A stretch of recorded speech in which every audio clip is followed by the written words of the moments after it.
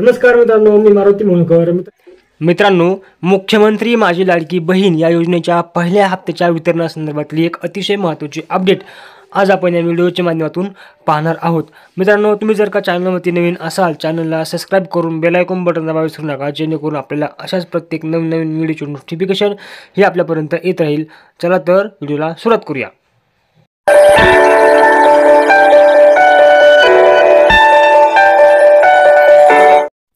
मित्रांनो, आपण जर पाहिलं तर मुख्यमंत्री माझी लाडकी बहीण योजना या योजनेच्या संदर्भामध्ये आपण पाहिलं होतं की या योजनेच्या हप्त्याच्या वितरणासंदर्भामध्ये किंवा ही योजना राबवण्यात येण्यासंदर्भामध्ये एक जनहितार्थ याचिका कोर्टात टाकण्यात आली होती, ज्यामध्ये जनतेच्या पैशाचा तसेच इन्कम टॅक्सच्या पैशाचा मोठ्या प्रमाणात अपव्यवहार होतोय। निवडणुकीच्या पार्श्वभूमीवरती महिलांना दिलं जाणारं हे प्रलोभन आहे आणि या पार्श्वभूमीवरती ही योजना बंद करण्यात यावी किंवा या योजनेचा हप्ता वितरित करण्यात येऊ नये अशा प्रकारची याचिका कर्त्यांच्या माध्यमातून कोर्टामध्ये मागणी करण्यात आली होती।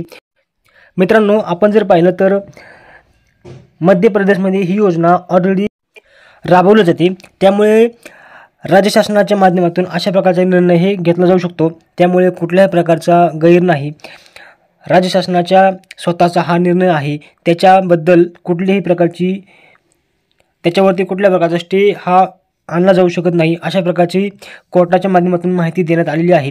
त्यामुळे या योजनेचा जो का पहिला हप्ता आहे तो रक्षाबंधनाच्या दिवशी वितरित करण्याचा मार्ग आता या ठिकाणी मोकळा झाला आहे। तर या योजनेचा पहिला हप्ता हा वितरित होणार की नाही अशा प्रकारचा एक प्रश्नचिन्ह निर्माण झालं होतं। तर आता हा प्रश्न कुठेतरी मार्गी लागलेला आहे। यामुळे येणाऱ्या रक्षाबंधनाच्या दिवशी लाभार्थी महिलांच्या खात्यामध्ये या योजनेचा पहिला हप्ता हा वितरित केला जाणार आहे। तर मित्रांनो, तुम्ही जर का हा फॉर्म अजूनही भरला नसेल तर तो फॉर्म पटकन भरून घ्यायचा आहे। याच्यामध्ये बऱ्याच जणांचे फॉर्म हे रिजेक्ट झाले आहेत। तर रिजेक्ट झालेल्या ज्यांचे फॉर्म रिजेक्ट झाले आहेत त्यांना त्या ठिकाणी घाबरण्याची गरज नाही, त्यांना त्या ठिकाणी पुन्हा फॉर्म भरला जाऊ शकतो। आणि जर का पुन्हा फॉर्म भरल्यानंतर तो फॉर्म जर अप्रूव्ह झाला तर तुम्हाला त्या ठिकाणी या योजनेचा हप्ता हा मिळणार आहे। याच्यामध्ये फक्त फरक एवढा असेल की 19 तारखेच्या नंतर जे फॉर्म अप्रूव्ह होतील तर त्यांना तो जो हप्ता आहे तो हप्ता पुढच्या हप्त्यामध्ये ॲड करून मिळेल आणि 19 तारखेच्या अगोदर जे अप्रूव्ह झाले आहेत त्यांना 19 तारखेचा हप्ता जो आहे तो हप्ता त्यांच्या खात्यामध्ये मिळणार आहे। आता यामध्ये सगळ्यात महत्त्वाची गोष्ट म्हणजे तुम्ही जो हा फॉर्म भरताना तुमचं जे काही पासबुक अपलोड केलं आहे तर ते पासबुक तुमचे आधार कार्डला लिंक असणं हे आवश्यक आहे। तर ते लिंक आहे की नाही कसं पाहायचं तर तेच आपण आज या ठिकाणी थोडक्यात पाहणार आहोत। मित्रांनो, तुम्हाला आपल्या मोबाईलमध्ये myAadhar.uidi.gov.in हे टाईप करून सर्च करायचं आहे। सर्च केल्यानंतर तुमच्यासमोर अशा प्रकारचे ऑप्शन येणार आहे, ज्यामध्ये तुम्हाला लॉग इन करायचं। आता लॉग इनवरती क्लिक केल्यानंतर आपल्यासमोर अशा प्रकारचे हे पेज येणार आहे।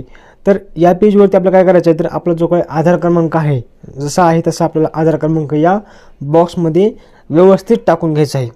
आधार क्रमांक टाकल्यानंतर खालच्या बॉक्समध्ये आपल्याला जो काही कॅप्चा कोड दिसतोय तो कॅप्चा कोड या ठिकाणी आपल्याला टाईप करून घ्यायचा आहे। कॅप्चा कोड आपल्याला जसा आहे तसा टाईप करायचा आहे। कॅप्चा कोड टाईप केल्यानंतर खाली एक आपल्याला लॉग इन विथ OTP वरती क्लिक करायचे आहे। त्याच्यावरती क्लिक केल्यानंतर आपला जो काही नंबर लिंक आहे आधार कार्डला तर त्या आधार कार्डच्या मोबाईल नंबरवरती एक OTP येईल। तो येणारा OTP आपल्याला या ठिकाणी 1 मिनिटाच्या आतमध्ये टाकून घ्यायचा आहे। त्याला 60 सेकंदाचा त्या ठिकाणी टाईम आहे, तर तो आपला OTP या ठिकाणी टाकून घ्यायचा आहे। तो OTP टाकल्यानंतर आपल्याला लॉग इन करायचं आहे। लॉग इन केल्यानंतर आपल्यासमोर अशा प्रकारचे पेज ओपन होणार आहे। या ठिकाणी आपल्यासमोर भरपूर सारे ऑप्शन पाहायला भेटतील, ज्यामध्ये डॉक्युमेंट अपलोड असेल, डाउनलोड आधार कार्ड असेल, त्यानंतर ऑर्डर आधार PVC कार्ड असेल, ॲड्रेस अपडेट असेल आणि खाली ॲड्रेस अपडेटच्या खाली आपल्याला एक बँक शेडिंग स्टेटस नावाचे एक ऑप्शन पाहायला भेटतोय, तर आपल्याला त्याच्यावरती क्लिक करायचे आहे। आता या ऑप्शनवरती क्लिक केल्यानंतर आपल्यासमोर हे अशा प्रकारचे पेज ओपन होणार आहे। या ठिकाणी ज्यावेळेस पेज ओपन होईल तर त्या पेज ओपन झाल्यानंतर आपल्यासमोर आपला जो काही आधार क्रमांक आहे तो आपला आधार क्रमांक या ठिकाणी दाखवला जाईल। आपली कोणती बँक आहे ही जी आपल्या आधार कार्डला लिंक आहे तर ती दाखवली जाईल। त्यानंतर आपलं जे काय बँक शेडिंग स्टेटस आहे तर ते आपल्याला स्टेटस त्या ठिकाणी ॲक्टिव्ह असणं हे आवश्यक आहे। जर इनॲक्टिव्ह असेल तर आपल्या बँकेमध्ये जाऊन आपलं आधार कार्ड हे त्या अकाउंटला लिंक करून घ्यायचं आहे, कारण लँड सीडिंग जर का तुमचं ॲक्टिव्ह नसेल तर तुमच्या या योजनेचे जे काही येणारे पैसे आहेत ते आपल्याला DBTच्या माध्यमातून येणार आहेत। त्यामुळं लँड सीडिंग हे ॲक्टिव्ह असणं आवश्यक आहे। तर मित्रांनो, तुम्ही जर का तुमच्या बँक अकाउंटला आधार कार्ड लिंक केलं नसेल तर ते पटकन लिंक करून घ्या, कारण 19 तारखेला हप्ता हा तुमच्या खात्यामध्ये येणार आहे। मित्रांनो, हा व्हिडिओ आपल्या भरपूर साऱ्या मित्रांपर्यंत नक्की शेअर करा, जेणेकरून त्यांना देखील ही अतिशय महत्त्वाची अपडेट ही त्यांच्यापर्यंत पोहोचेल. धन्यवाद.